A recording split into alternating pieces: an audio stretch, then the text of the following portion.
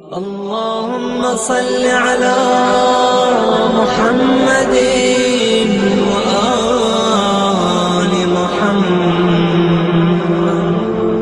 ایک راوی اپنا ایک ایسا مسئلہ لے کر خدمت امام میں گیا جس کا تعلق بہت زیادہ اس معیار سے ہے جو امامت اپنے شیعہ کا چاہتی ہے۔ کیسا چاہتے ہیں شیعہ؟ عجیب جملہ کہا، مولا جب بھی میں کسی نئے علاقے میں جاتا ہوں اس امام کا جملہ ہے جس کا زمانہ تقیہ کے سخت ترین زمانے میں شامل سمجھا جاتا، اگرچہ ہم لوگوں کے ذہن میں یہ خیال نہیں، یاد رکھیے گا سخت ترین تقیہ ہمارے 7ویں امام کے زمانے میں بھی گزرا ہے کہ نام علی اور نام فاطمہ زبان پہ لانے سے گردنیں کٹتی۔ وہ جو واقعہ ہے نا کہ ہارون نے 7 سادات ایک وقت میں حمید ابن قحطبہ کے ذریعے سے شہید کرا کے کنواں ان سے بھر دیا، وہ ایک بہت ہی مشہور واقعہ جو مشہد میں آج بھی وہ کنویں کے آثار، وہ ہارون کا ہی تو واقعہ ہے، اور ہارون 7ویں امام کے زمانے میں۔ یہ ہارونی کا تو واقعہ ہے کہ چند دن گزر گئے، بے چینی ہوئی۔ کیوں بے چینی ہوئی؟ بھائی آدمی کو اگر اپنی پسندیدہ غذا نہ ملے بے چین ہو جاتا، جیسا رہنے کا عادی ہے ویسی رہائش نہ ملے بے چین ہو جاتا۔ حج صرف 4 دن کی زحمتوں کا نام ہے، اس میں لوگ گھبرا جاتے ہیں، نہ کپڑے ڈھنگ کے، نہ بستر ڈھنگ کا، نہ رہائش ڈھنگ کی، 4 دن۔ ہارون کیوں بے چین ہو گئے؟ اب میں وہ جملہ تو نہیں کہہ رہا ہوں جو شاید تہذیب ممبر کے خلاف، کہ اسی طرح اگر کسی کچھ وقت نشہ نہ ملے تو اس کا بدن ٹوٹنے لگتا، لیکن ہارون آج کیوں بے چین؟ وہ گھبرا گیا، کہا میرا دل نہیں لگ رہا دنیا کے کسی کام، کھانا نہیں مل رہا، غذا نہیں مل رہی، لباس اس کا کچھ ایسا ہے، رہائش کہیں اس کو کسی جھگی وگی میں رہنا پڑ رہا ہے، کیا مسئلہ؟ سپاہیوں کو بلا کے جب ڈانٹ رہا ہے تو پتا چلا کیا مسئلہ۔ کہا اتنے دن ہوگا کسی شیعہ کا کٹا ہوا سر میرے سامنے نہیں آیا، بے چین ہے، آرام نہیں مل رہا، نہ کھانے میں مزہ آ رہا، نہ نیند میں مزہ آ رہا، نہ رہنے میں مزہ آ رہا۔ یہ تو مزاج ہے ان لوگوں۔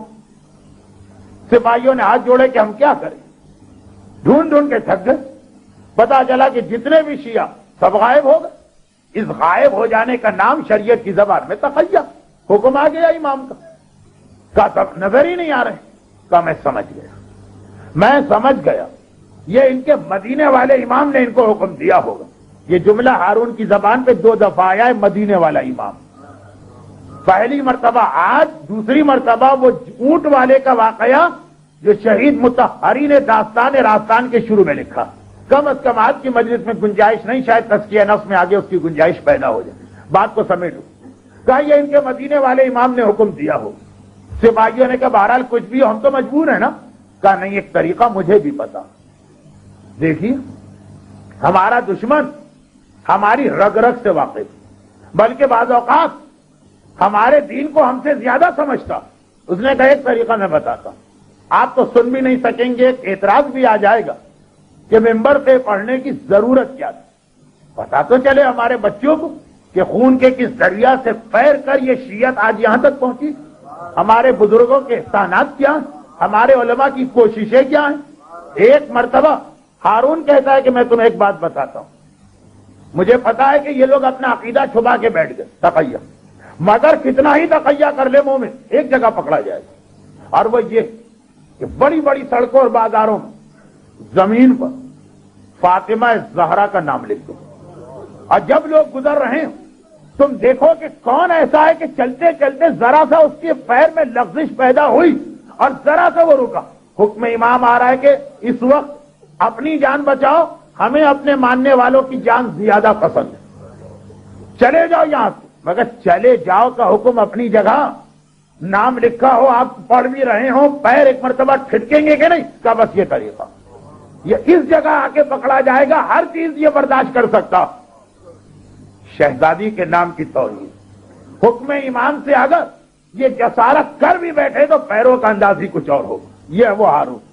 2 دن اگر کسی مومن کا کٹا سر نہ آئے تو اس کی راتوں کی نیند اڑ جاتی، جیسے نشہ کرنے والے کو نشہ نہ ملے تو اس کی حالت ہوتی ہے۔ اتنا ظالم 7واں امام پوری زندگی نہ صحیح، ایک بڑا حصہ سخت ترین تقیہ میں گزرا، اور راوی کہتا ہے مولا جب کسی نئے علاقے میں جاتا ہوں ایک تمنا تو ہوتی ہے نا کہ اپنے کسی ماننے والے ہم عقیدہ سے ملوں. جیسے آپ میں سے کسی کو اگر دنیا میں جانے کا موقع ملے تو آپ جیسے ہی وہاں پہنچیں گے ایک سوال کریں گے کہ یہاں اپنی کوئی مسجد، اپنا کوئی امام باڑہ، اپنی کوئی مجلس ہوتی ہے کہ نہیں ہوتی. اب یہ راوی کا سوال بالکل جینین سوال ہے عقل کے مطابق. امام نے کہا کہ میں تمہیں ایک طریقہ بتاتا ہوں، اور راوی کہہ رہا مولا دوسری طرف یہ بھی ڈر کہ یہ سوال پوچھنے چلا کہیں ایسا نہ ہو دشمنان اہل بیت کی بستی اور مارا جاؤ. مجھے مرنے میں اعتراض نہیں ہے لیکن آپ کہتے ہیں کہ ایسی موت حرام ہے. امام نے کہا ایک طریقہ بتاتا ہوں، ایسا کرو یہ جب بھی کسی نئے علاقے میں داخل ہو وہاں جا کے یہ پوچھنا شروع کر دو کہ اس علاقے کا سب سے نیک، مقدس، پاک اور پاکیزہ انسان کون تھا. اکثریت جس کا نام لے اس کے پاس چلے جا. ایک آدمی کو جج کرنا اور پہچاننا آسان اور اس سے باتیں کر کے اندازہ لگاؤ. اگر وہ ہمارا ماننے والا نہ محسوس ہوا تو بات مسئلہ حل، اسی سے ساری باتیں پوچھ لینا. اور اگر تم نے دیکھا کہ اس علاقے کا سب سے نیک اور پاکیزہ انسان وہ ہمارا ماننے والا نہیں تو یہ یقین کر لینا کہ اس پورے شہر میں ہمارا کوئی شیعہ نہیں ہے، کیونکہ اگر 2 لاکھ کی بستی میں بھی ہمارا شیعہ بیٹھتا تو نیکی میں، تقوی میں، پرہیزگاری میں اور نفس کی پاکیزگی میں اس سے آگے کوئی نہیں نکل سکتا. 2 لاکھ کی بستی میں بھی یہ امام نے اس زمانے کے اعتبار سے کہا 2 لاکھ بہت بڑی بات تھی. پورے ملک کی آبادی 2 لاکھ نہیں ہوتی. کہا وہاں پاکیزگی نفس اور پرہیزگاری میں ہمارے شیعہ سے آگے کوئی نہیں نکل سکتا. ایک معیار امام بتا رہے ہیں، اور وہ امام کے جن کی ولادت کی آج تاریخ کیا 2 لاکھ بہت بڑی بات ہے. 50 کے درمیان بیٹھ کر بھی پوری شیعت کی بات ہو رہی ہے. ورنہ تو اتنے نیک لوگ کہ میں اکثر کہتا ہوں کہ اتنے گناہوں کو دیکھتا ہوں تو خیال آتا ہے کہ دنیا کو دھنس جانا چاہیے. یہ چند نیک لوگ ہیں کہ جن کی نیکی اور دعا چلا رہی ہے اس نظام کائنات کو، اس نظام دنیا کو. مگر کیا ہر شیعہ پرہیزگاری کے اس معیار پہ، پاکیزگی نفس کے اس معیار پہ اپنے آپ کو پورا دیکھ رہا ہے؟ جی نہیں. یہ 7ویں امام کی خواہش میں نے آپ تک پہنچائی، لیکن ایک اس میں بڑا مسئلہ یہ آتا لا علمی اور جہالت. یعنی واقعا میں ایسے لوگوں کو جانتا ہوں جو دل سے اتنے اچھے تھے کہ تقلید کا مسئلہ بتایا گیا، ساری زندگی تقلید نہ کرنے والا سیکنڈوں میں اس نے تقلید کر دی. تو وہ لوگ ہیں جو آج بھی بحث کریں گے، لیکن مان لینا دلیل اس بات کی ہے کہ نفس اس کا ٹھیک، تو پھر اتنے عرصے سے تقلید کیوں نہیں کر رہے؟ پتا چلا کہ لا علم. اور کتنے ہی ہمارے مقدس بزرگ دنیا سے ایسے چلے گئے کہ تقوی اور پرہیزگاری میں آج بھی ان کے تقدس کی قسمیں اٹھائی جا سکتی ہیں، لیکن مسئلہ نہیں معلوم تھا، اس لیے بہرحال ایک غلطی تھی اور یہ دنیا سے رخصت ہوئی. خمس، مسئلہ خمس جن کو نہیں ماننا، جو دولت کے اسیر ہیں، جو درہم و دینار کی اہمیت حق فاطمہ سے بھی زیادہ سمجھتے، ان سے بات نہیں ہو رہی. لیکن ایسی نیک فطرت ہے اور ایسی پاکیزہ روحیں ہمارے معاشرے میں ہے کہ مسئلہ خمس سنتے ہیں اہمیت کے ساتھ کہ اس کا شہزادی سے کیا تعلق، تو اتنے بے چین ہو جاتے ہیں کہ گھر جانے کا انتظار بھی نہیں کرتے اور فوری طور پہ خمس دینے کو تیار ہو جاتے ہیں. بھئی جب یہ اتنا ہی نیک اور اتنا جلدی اس حکم کی پابندی کرنے والا تو 50 سال یہ کہا اس وقت حق زہرا کو غصب کر کے کیوں بیٹھا؟ نہیں، غصب کی نیت ہی نہیں، پتہ ہی نہیں تھا. اگر اتنی جلد بازی ایک غلطی کے بعد دوسری غلطی کرا دیتی ہے، یعنی بعض لوگ آسمان سے گرتے ہیں تو زمین پہ نہیں پہنچتے، کھجور میں اٹک جاتے ہیں، اور بعض لوگ چولہے سے نکلتے ہیں تو کڑھائی میں گر جاتے ہیں. یہ بھی غلط. یہ ایک طریقہ ہے نا، خمس ہر کس و ناقص کو نہیں دیا جا سکتا، چاہے آپ کتنے ہی تڑپ رہیں. آپ سے یہ برداشت بھی نہ ہو رہا کہ حق زہرا کے 5 درہم میں اپنی گردن پہ لے کے دنیا سے کیسے جاؤں، دے دو. مجھے تو اکثر تجربہ ہوتا، خمس کی مجلس پڑی، ممبر سے آئے ایک صاحب نے کہا یہ خمس. ارے خمس ہے، حق زہرا ہے، وہاں پہنچائیے جو خمس کا طریقہ. یہ کیا کہ جو آپ کو نظر آیا آپ نے کہا یہ خمس لے لی؟ نہیں، ایک طریقہ کار. مگر اب تک خمس نہیں دیا، وہ بھی اس لیے کہ نفس پاک تھا مگر لا علمی. اور اب ایسا خمس دے رہے ہیں، یہاں بھی غلطی ہو رہی ہے اس لیے کہ نفس پاک ہے مگر لا علمی. تو لا علمی وہ چیز ہوتی ہے کہ ایک غلطی سے نکال کے آدمی کو دوسری غلطی میں لے جاتی. چنانچہ اسی حوالے سے ایک گزارش کرنا، اور وہ یہ کہ یہی لا علم، بہت اہم ایک نقطہ آپ کے سامنے آدھا آج پیش کر رہا ہوں، اصل کل آئے، یہی لا علمی نتیجہ بنتی کہ آدمی تقدس اور تقوی اختیار کرنے جاتا اور جگہ جگہ ٹھوکرے کھاتا۔ اتفاق سے آج ایک برادر محترم کے گھر میں دوپہر کے وقت بیٹھا تھا، کتاب پڑھی تھی شہید مرتضی مطہری کی انسان کامل، ویسے میں نے ورق گردانی کے لیے اٹھا لیا اور خاص اس موضوع کے حوالے سے عالم اسلام کے دو انتہائی گمراہ مکاتب فکر کا اس میں تذکرہ چل رہا اور دونوں تقدس اور تقوی کی تلاش میں مگر لا علمی۔ ایک کا نام ہے فرقہ ملامتیہ، بہت ہی مشہور فرقہ، یہ وہ لوگ جو اندر سے انتہائی پاک و پاکیزہ مگر ڈرتے ہیں کہیں ایسا نہ ہو کہ شیطان ان کو ریاکاری میں مبتلا کر دے، چنانچہ اپنے آپ کو ایسا بنا کے پیش کرتے کہ لوگ ان کی توہین کریں۔ ایک بہت مشہور فرقہ ہے، ہمارے یہاں کم ہے اس لیے میں ڈیٹیل میں نہیں جا رہا۔ دیکھیے اسلام نے بہت زیادہ ڈرایا ہے ریاکاری اور کہا ہے کہ شیطان سے ڈرتے رہنا، سب سے زیادہ گناہ جو شیطان کراتا ہے وہ ریاکاری کا کراتا۔ نمازیں پڑھی دنیا دکھاوے کے لیے گئی نماز، روزہ رکھا دنیا دکھاوے کے لیے، تو اب یہ ایسے بنتے ہیں کہ نمازیں پڑھتے ہیں مگر اتنا نماز کو چھپاتے ہیں کہ دنیا یہ سمجھتی ہے کہ یہ بے نمازی، اور وہ سمجھتے ہیں وہ لوگ کہ ہم بہت اچھا کام کر رہے ہیں۔ یہ تقدس کی اعلیٰ ترین منزل پہ ہوتے ہیں مگر کبھی فضلہ اور گوبر اٹھاتے ہیں فقط اس لیے کہ نفس کو مارنا ہے، ایسا نہ ہو کہ ہم جو اتنی نیکیاں کر رہے ہیں تو ہمارا نفس مغرور ہو جائے۔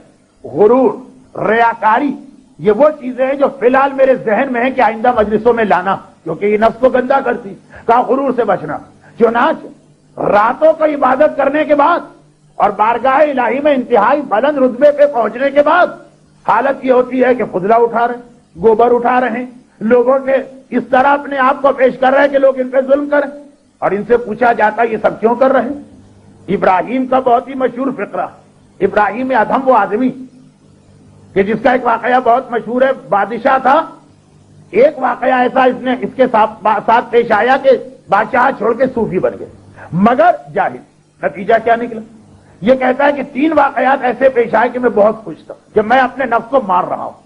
ایک مرتبہ میں مسجد میں آرام کر رہا تھا، مسجد کے متولی آئے، چاروں طرف دیکھا، کہا کہ یہ کچرا کیا پڑا ہے میرے بارے میں کا، اور اٹھا کے ٹھوکرے مار مار کے مجھے نکال دیا۔ میں بڑا خوش ہوا کہ اچھا ہے میرے نفس کو اور مار پڑے، دنیا ذلیل سمجھے تاکہ میں مغرور نہ ہونے پاؤں۔ دوسری بار ایک جگہ میں کشتی میں جا رہا تھا، ایک مسخرہ کھڑا ہو گیا، لوگوں سے وہ ہنسی مذاق کرنے لگا۔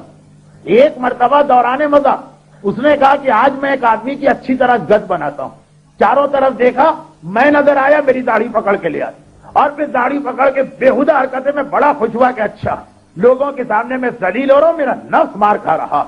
اور تیسرا واقعہ اسی حوالے سے وہ یہ لکھتا کہ ایک مرتبہ میں جا رہا تھا کہیں، ایک آدمی اپنے گھر کا فضلہ پھینکنے نکلا جو جمعدار پہلے کام کرتے تھے، مجھے بلا کے کہا یہ اٹھاؤ اور جا کے پھینکو۔ انسان اپنے فضلے سے کراہیت کرے، کہاں یہ کہ دوسرے کے گھر۔ میں بڑا خوش ہوا کہ میرا نفس مار کھا رہا۔ شہید مطہری نے آخر میں لکھا بھی ہے اور یہ میرا موضوع بھی، کہا یہ جو حماقت اور جہالت ہوتی، اسلام نے جتنا زیادہ حکم دیا اپنے نفس کو مار مار کے رکھو، اتنا ہی حکم دیا عزت نفس کا بھی خیال کرو۔ مومن کو حق نہیں ہے کہ اپنی توہین اور تذلیل اپنے ہاتھوں سے کروائے، وہ الگ چیز ہے، یہ الگ چیز ہے، یہ جہالت کا نتیجہ کہ جی اگر کسی نے کہا فضلہ اٹھا ہم خوش ہو گئے کہ غرور مر رہا، اگر کسی نے ٹھوکرے مار کے نکالی ہم نے کہا چاہے نفس کو موت آ رہی ہے۔ نہیں، عزت نفس بھی اسلام ہی کا مسئلہ ہے، تزکیہ نفس بھی اسلام ہی کا مسئلہ۔ اب کیسے ان دونوں کو بیلنس کیا جائے، یہ بہت اہم سوال، لیکن وہی علم کے ذریعے فرماتے ہیں شہید مطہری۔ اسی طرح سے ایک گروہ ایسا، توجہ دیجیے گا، ایک گروہ ایسا، اور آگے لکھا ہے کہ اہل ہند کے کافروں کا یہ طریقہ، اپنے جسم کو اتنی زحمتوں میں ڈالو، اتنی زحمتوں میں ڈالو، ہندوؤں کے سادھو، یوگی اور دوسرے لوگ کیا اتنی زحمت میں ڈالو کہ تمہارا نفس مار کھا کھا کے تمہارے کنٹرول میں آتا، بھوک لگتی ہے کھانا نہیں کھاتے، نیند آتی ہے رات کو سوتے نہیں، نہ پراپر غذا، نہ کھانا، نہ آرام، یہاں تک سنا ہے کہ جی زمین میں وہ کیڑے گاڑ کے اس پہ بیٹھ جاتے، جتنی تکلیف نفس کو پہنچے گی۔ شہید مطہری انسان کامل نامی کتاب میں لکھتے، اتفاقاً آج مجھے ایک جگہ پڑھنے کا موقع ملا، فرماتے یہ جہالت کی دوسری شکل، یہ نفس کشی نہیں ہے، یہ تزکیہ نفس نہیں ہے۔ پیغمبر کی حدیث، آدمی نے کہا اللہ کے رسول میں ہر رات کو جا کے نماز پڑھتا ہوں. کہا تو غلط کرتا, تیرے بدن کا بھی تجھ پہ حق ہے, تیرے نفس کا بھی تجھ پہ حق ہے. نفس کو پاک کرنا ہے, نفس کا گلا گھٹ کے پھینک نہیں دینا. چنانچہ ہمارے یہاں تقدس کی مثال, فلاں صاحب بڑے مقدس, اس چیز کو ہاتھ بھی نہیں لگا سکتے جس میں نجاست کا ہلکا سا شائبہ آ جائے. یہ کون سا تقدس؟ ایک چھوٹا سا واقعہ, چھوٹا میں اس لیے کہہ رہا ہوں کہ میں اسے مختصر کر رہا ہوں. واقعہ 40 منٹ کا, 3 سال پہلے اس ممبر پہ پڑھا, نہیں 4 سال پہلے, لیکن 4 سال پہلے والی بات یوں تو یاد نہیں رہتی ہے, واقعات یاد رہتے ہیں. میں اشارہ کروں, بہت مختصر کر دیتا ہوں تاکہ پیغام پھر آپ کے سامنے آ جائے. اصل موضوع تزکیہ نفس جاہل کے بس کی بات نہیں. وہ تزکیہ نفس کرنے جائے گا, جہالت کی وجہ سے دھونے سے بلی نہ مرے گی تو کم از کم نچوڑنے سے تو مر جائے گی. یہ حالت ہوتی. بہلول کا بہت گہرا ربط ہے آج کے دن. بہلول کس امام کے صحابی ہیں؟ انہی امام کے صحابی ہیں جن کا آج تذکرہ ہو رہا. یہ دوسری بات ہے کہ پروردگار نے ان کو اتنی طولانی عمر عطا کی کہ 11ویں امام کا بھی واقعہ ان کے حوالے سے آتا کہ جب وہ سامرہ کی گلی سے گزر رہے تو دیکھا کہ ایک بچہ پریشانی کے عالم میں کھڑا اور گھبرا کے پوچھا کہ صاحبزادے کیا دوسرے بچے کھیل رہے, آپ نہیں کھیل رہے, کیا آپ کے پاس کھیلنے کی چیز نہیں ہے تو لا کے دے دو. اور کہا کہ اے شخص, اللہ نے ہمیں کھیلنے کے لیے پیدا ہی نہیں کیا. وہ بہت مشہور واقعہ, اسے پڑھ بھی سکتا ہوں لیکن وقت نہیں. تو میں بتا یہ رہا, 7ویں کا زمانہ دیکھا, 8ویں کا زمانہ دیکھا, 9ویں کا زمانہ دیکھا, 10ویں کا زمانہ دیکھا, 11ویں کا زمانہ دیکھا. اور اس میں 2 باتیں یاد, ایک بات اور یاد رکھیں, پوری سیرت معصومی اللہ کے رسول سے لے کے 11ویں امام تک, 12ویں کے بارے میں وہ جملہ میں نہیں کہہ سکتا جو اب کہنے جا رہا ہوں. اس پورے 13 معصومین امامت یا نبوت کی مدت سب سے زیادہ کس کی؟ 4 امام جن کو اللہ نے 35 سال سے زیادہ مدت دی. اس میں مشہور ہمارے ہاں صرف ایک ہیں, چھٹے امام. وہ ہر ایک کے ذہن میں ہے کہ چھٹے امام کی مدت بہت زیادہ تھی, اس لیے تشیع کو پھیلایا, ہم جعفری کہلا. چوتھے امام ماتم کے حوالے سے 40 سال روتے رہے, اصل ہے 35 سال, مگر 7ویں امام کی امامت بھی 35 سال. طویل ترین امامتوں میں سے ایک یہ ہے اور ایک 10ویں امام. پیغمبر 23 سال مدت نبوت, مولا علی کی مدت 30 سال, اور اس کے بعد امام مظلوم مشکل سے 12 سال. 7واں امام اور 10واں امام 35 سال امامت کی مدت گزاری. تو بہلول 7ویں کا پورا زمانہ, 8ویں کا پورا زمانہ, 9ویں کا پورا زمانہ, 10ویں کا پورا زمانہ. مگر بہلول شروع ہی ان کا پہلا واقعہ 7ویں سے ہوتا. کب؟ جب 7ویں امام ایک اصول علی ابن یقطین کے ذریعے ہم کو دیا اور ایک اصول بہلول کے ذریعے دیا. دونوں کا خلاصہ یہ کہ یہ بھی سمجھو کہ مجتہدین کے اختلاف کیوں ہوتے. ایک علی ابن یقطین کے ذریعے اصول آیا, ایک بہلول. مگر میں صرف بہلول والا جملہ پڑھ رہا ہوں وقت کی کمی کی وجہ سے. بہلول, ہارون رشید دستخط کرا رہا ہے سب لوگوں سے. کس بات پر؟ کہ 7ویں امام کو قید کر کے شہید کرنا. ابھی تو قید کا مسئلہ, مگر حکمران اپنے ظلم کے لیے بندوق علماء سو کے کندھے پہ رکھ کے چلاتے ہیں. امام کی حدیث آفت الدین ثلاثہ, یہ اسلام کی تباہی 3 چیزوں سے, امام جائر و عالم فاسق, بلکہ پہلے عالم کا نام عالم فاسق و حاکم جائر و عابد مجتہد, جو ہمارا آج کا موضوع. صاحب وہ عبادت کرنے والا جو بہت کوشش کرتا ہے عبادت میں, اسلام کی تباہی قرار دیا. عابد جاہل, جاہل عبادت کرنے والا. حاکم جائر, ظالم حاکم. اور عالم فاسق, عالم اگر فاسق ہو جائے. آفت الدین کا, دین کی سب سے بڑی آفت یہی ہے, تباہی یہ. اور پھر ایک منطقی ترتیب آ گئی. کیوں؟ دیکھیے, جب عوام الناس جاہل ہوں تو ظالم حکمران کو مسلط ہونے کا موقع ملے گا. وہ لوگ یہ نہیں دیکھیں گے کہ یہ اسلام کی جڑیں کاٹ رہا, صرف وہ 2-4 اچھے کام کر دے, لوگ خوش ہو جائیں. میں اس کی مثال بھی دے سکتا ہوں لیکن آج نہیں دے رہا, بعد میں دوں گا, اور یہاں کے اشرے میں نہیں. اور ظالم حکمران, ظلم کا موقع اسے کیوں ملتا؟ جب اسے فاسق علماء کی سپورٹ ملتی ہے. جب تک کہ اس کے بعد کسی عالم کا فتویٰ نہ ہو اس وقت تک اسے ہمت بھی نہیں ہوتی ظلم کرنے. آج کے تو کیا ظالم ہوں گے, یزید جیسے کی ہمت نہیں ہے جب تک کہ قاضی شرح کا سرٹیفکیٹ ساتھ میں اس کو نہیں مل رہا. تو سب سے بدترین خرابی ہوتی ہے فاسق و فاجر عالم. مگر امام فرماتے کہ فاسق و فاجر عالموں کو اتنی ہمت پڑتی اس لیے کہ انہیں پتا ہے کہ عام مومنین جاہل، بس ان کے سامنے جو بات بھی پیش کر عالم ہے اس حوالے سے آمنا اور صدقنا کہہ کے چلے جائیں، بلکہ الٹی بات ہوتی۔ فاسق عالم کا احترام ہوتا ہے، کوئی صحیح بات کہنے لگے تو لوگ اس کی برائی شروع کر دیتے ہیں۔ یہ عوام کی کم علمی کا نتیجہ، ہر چیز گھوم کے وہاں آ رہی ہے۔ ہارون کو 7ویں امام کو قید کرنا، کیسے قید کرنا؟ ایک ہنگامہ ہو جائے گا کہ فرزند رسول کو تم نے قید کیا، چنانچہ اس نے علماء سے فتوے لیے۔ بہلول کے پاس جو اس زمانے کے سب سے زیادہ مشہور عالم، ان کے پاس بھی یہ فتویٰ آیا۔ بہلول جذباتی ہوتے، کاغذ پھاڑ کے پھینک دیتے، کہتے میرا گھر اڑا دو لیکن میں اس پہ دستخط کروں۔ اور فاسق و فاجر ہوتے تو قاضی شرح کی طرح درہم و دینار کی ایک بوری رات کو گھر میں آتی، اگلے دن جتنے فتوے چاہیے سب پہ دستخط ہو جائے۔ مگر نہ یہ ہے نہ وہ، پتا کہ ہمیں ہر جگہ وہ قدم اٹھانا ہے جو امام کا حکم ہے، امام سے رابطہ کیا۔ مولا ایمان کہتا ہے اپنے آپ کو موت کے گھاٹ اتارنا قبول کر لو، دستخط نہ کر، مگر میں اپنے دل کی بات کے بدلے اپنے امام کا حکم مانتا ہوں، بتائیے میری ذمہ داری کیا؟ امام نے کہا علیکا بالجنون، اپنے آپ کو مجنون ظاہر کرو۔ چنانچہ نہ صرف یہ کہ یہ فتویٰ واپس لیا جائے بلکہ حاکم اس پہ تمہارے دستخط کرتے ہوئے گھبرا بھی جائے گا کہ بھائی اگر کسی فتوے پر کسی پاگل کے دستخط ہے تو ساری اہمیت ختم ہو جاتی ہے۔ علیکا بالجنون، پاگل بنا لے۔ 7ویں امام کے حکم سے اپنے آپ کو پاگل بنائے، لیکن کیسا مجنون کہ ہزاروں صاحب عقل اس کے جنون پہ قربان۔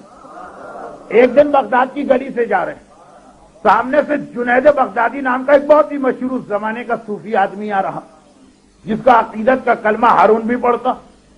اس کو پتا تھا کہ یہ آدمی بہلول پہلے بڑا عقل مند تھا، پاگل ہو گئے۔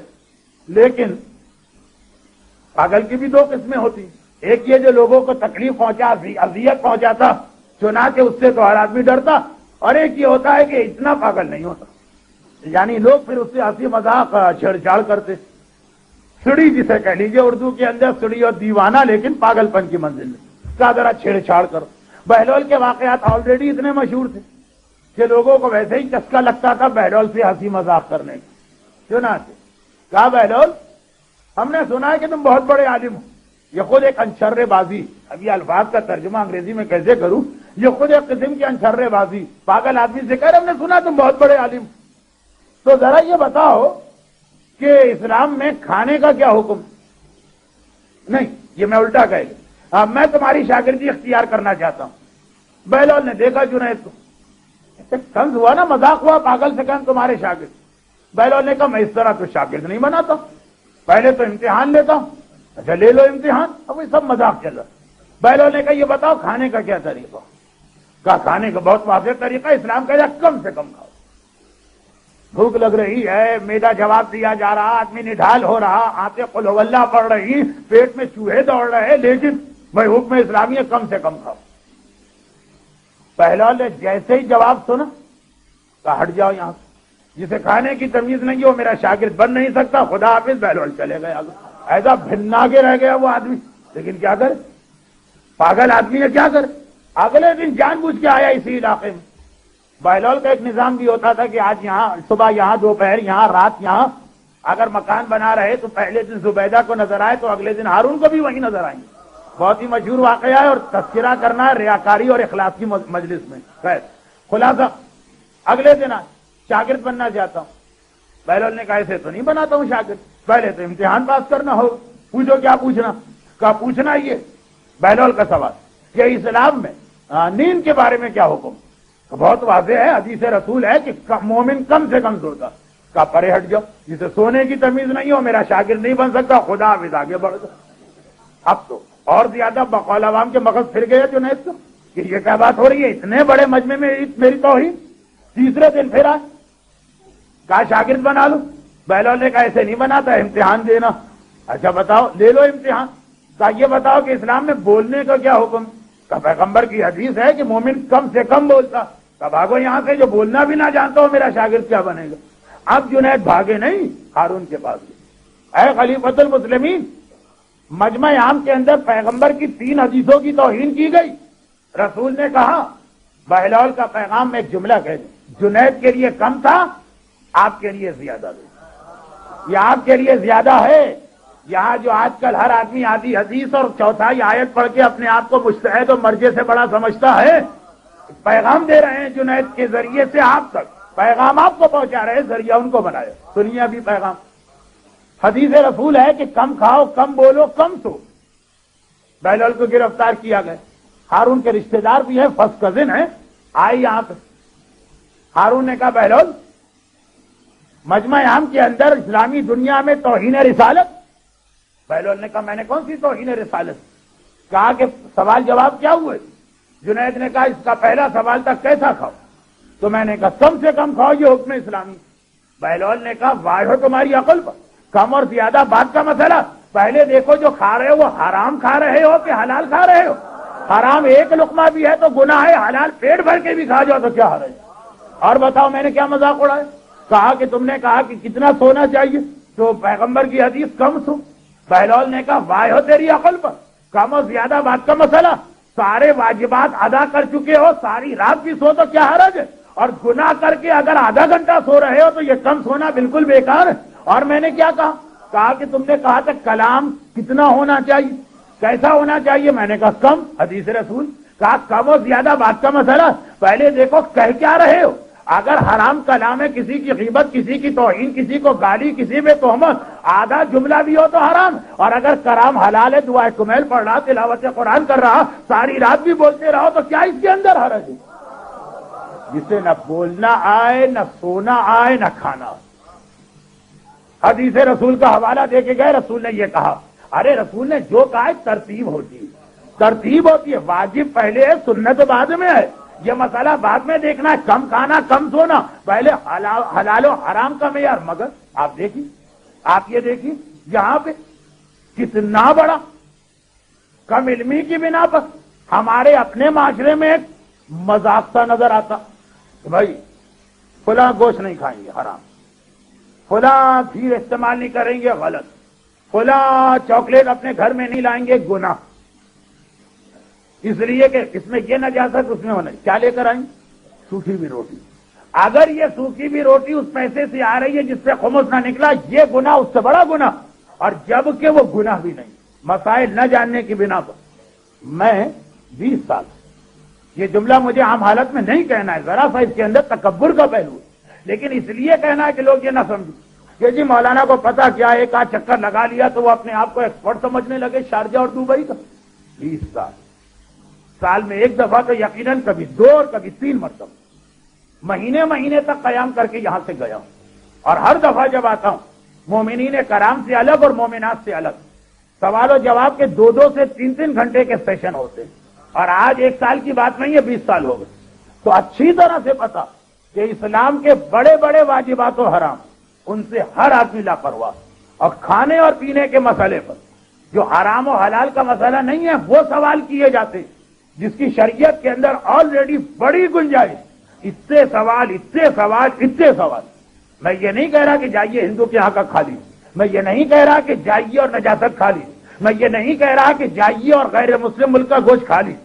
لیکن جو اس کا جواب ہے وہ سنیے کبھی، اور جو سوال آتے ہیں کبھی وہ سنیے. ایسا لگتا کہ سوائے اس کے اور کوئی چیز ہے ہی نہیں. تقویٰ و پرہیزگاری، گوشت پہ اتنی فکر کہ ہندوستان کا گوشت کھائیں کہ نہیں کھائیں. ہندوستانی فلموں کے بارے میں کوئی سوال نہیں آیا، ہندوستانی گانوں کے بارے میں کوئی سوال نہیں آیا، ہندوستانی ڈش اینٹینا کے بارے میں کوئی سوال نہیں آیا.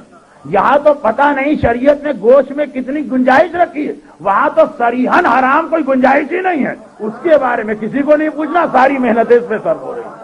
اب ایک مرتبہ تو درود بھیج دے محمد والے محمد.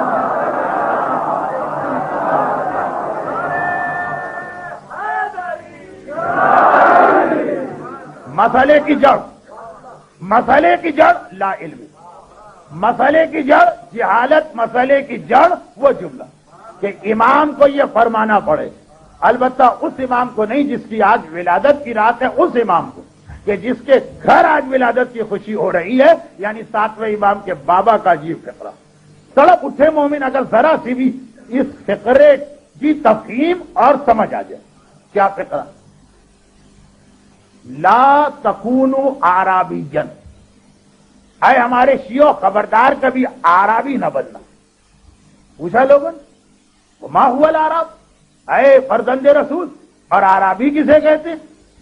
فرمایا اعرابی وہ کہ لم یتفقہ فی الدین ولم یتعلم الحلال والحرام، جو دین کی سمجھ حاصل نہیں کرتا، حلال و حرام کی تعلیم نہیں لیتا. پورے سال کتنے لوگوں نے روزانہ گھر میں ایک صفحہ توضیح کا پڑھ پڑھ کے کتاب ختم کی. اب یہ اگلا جملہ سنی، جو میں نے کہا نا، ایک لفظ اگر آپ کی سمجھ میں آ گیا تو آپ تڑپ جائیں گے. ابھی تک کے جملے تو آپ کو لگیں گے یہ تو کٹ ملائیت، آ گئے نا گھوم کے وہیں تحفۃ العوام اور توضیح پڑھ کے حلال حرام کے مسئلے سی. اگلا جملہ، اور کتنا تڑپا دینے والا جملہ، لَوَدَدتُّ أَنَّ أَصْحَابِي ضُرِبَتْ عَلَى رُؤُوسِهِمْ الْأَسْبَاطُ الْأَصْيَاءُ لِيَتَفَقَّهُوا فِي الْحَلَالِ وَالْحَرَامِ. اس کے بعد بھی مومن بیٹھا رہے. فرماتے ہیں لَوَدَدتُّ، مجھے مودت ہے اس بات سے. اے صاحبان ایمان، آپ مودت کرتے ہیں اہل بیت سے، ذرا یہ دیکھیے اہل بیت کس سے مودت کرتے ہیں. لفظ مودت امام لائے، محبت نہیں لائے. یہ پتا ہے کہ مودت کے نام پہ مومن اپنی جان اور اپنی اولاد قربان کر دے. کہا مودت سنو، لَوَدَدتُّ، مجھے مودت ہے. دوست کا دوست پیارا ہوتا ہے نا. ہمیں اہل بیت سے مودت ہے تو اہل بیت جس سے مودت کرے. میں نے وہ گھونڈا جملہ نہیں کہا اس لیے کہ شب جمعہ کہ جی وہ لیلا کی گلی کا تو کتا بھی پیارا ہوتا، لیکن حقیقت یہی کہ جس سے محبت کی جائے، پھر جو جس سے وہ محبوب مودت کرے، ہمیں بھی وہ چیز پسند آتی.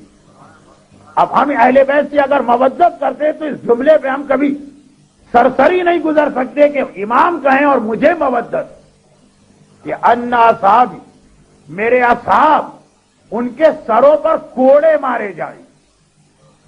امام فرما رہے. اب مودت کا لفظ کہہ رہے، مجمع چوکا امام اپنے شیعوں کے سر پہ کوڑے. وجہ امام نے بتائی، لیتفقہوا فی الحلال والحرام، تاکہ یہ کوڑے کھا کر صحیح حلال و حرام تو سیکھیں. ایک فارمولہ سن لیجئے.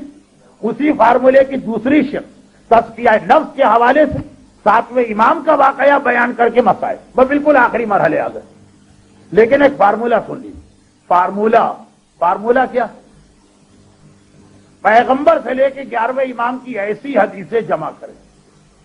کاش کوئی مرد مومن کھڑا بھی ہو جائے اس کام کے لیے جس کے اندر کسی امام نے لفظ کاش کہا ہو.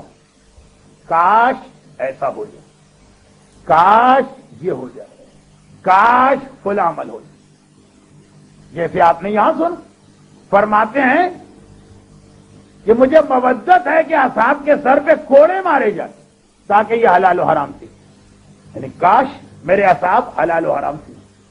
پیغمبر کی بھی ایک حدیث سنا دوں، صحیح مسلم کی حدیث، اور ہماری کتابوں میں تو سب. کیا حدیث؟ کاش مجھے اتنا موقع مل جائے کہ میں خانہ کعبہ کو توڑ کر، لفظ حدیث کا ہے صحیح مسلم، لن ہدمتو، منہدم کر کے. پیغمبر خانہ کعبہ توڑنے کی بات کر رہے ہیں. کاش مجھے اتنا موقع مل جائے کہ میں خانہ کعبہ کو توڑ کر اسی نقشے پر بناؤں جس پہ میرے دادا ابراہیم نے بنایا. آج خانہ کعبہ اس طرح نہیں. پیغمبر نے اور حضرت عائشہ سے کہا کاش مجھے یہ موقع مل جائے. اور حدیث ہماری تو ہر کتاب میں ہے لیکن صحیح مسلم میں بھی. کاش. امام نے کہا کاش. ہم نے کہا لیکن امام کے کہنے سے ہم نے کیا کہا؟ یا لیتنی کنت معکم، کاش میں آپ لوگوں کے ساتھ ہوتا. جتنے بھی کاش ہیں، رسول سے لے کے شہزادی تک، شہزادی سے لے کے مولا علی تک، وہاں سے لے کے 11ویں تک، وہاں سے لے کے مخلص مومن تک، جتنے بھی کاش ہیں، فارمولہ سنیے، یہ سارے کاش اللہ نے ذمہ داری قرار دی ہمارے زمانے کے امام کی کہ تمہارا کام یہ ہے کہ ظاہر ہونے کے بعد ان تمام حجت خدا کے کاش کو تمہیں پورا کرنا. دیکھیے بہت بڑی بات ہے جو میں نے بزرگ علماء سے سن کے آپ تک پہنچائی. ایسی بات نہیں ہے کہ مجمع ایسا ٹھس بیٹھا رہے. بیٹھا رہے، میرا کیا جاتا ہے، لیکن میں تو مجمع کے فائدے کے لیے کہہ رہا ہوں۔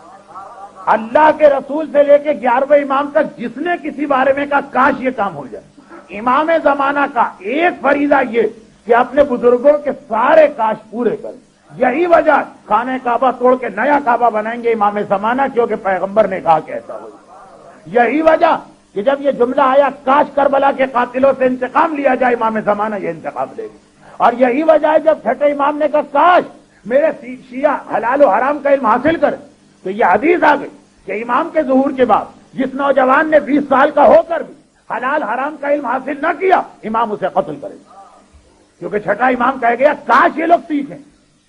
لوگ کہتے ہیں جی امام آتے ہی مہلت دیں گے کہ نہیں دیں گے، کتنی مہلت چاہیے؟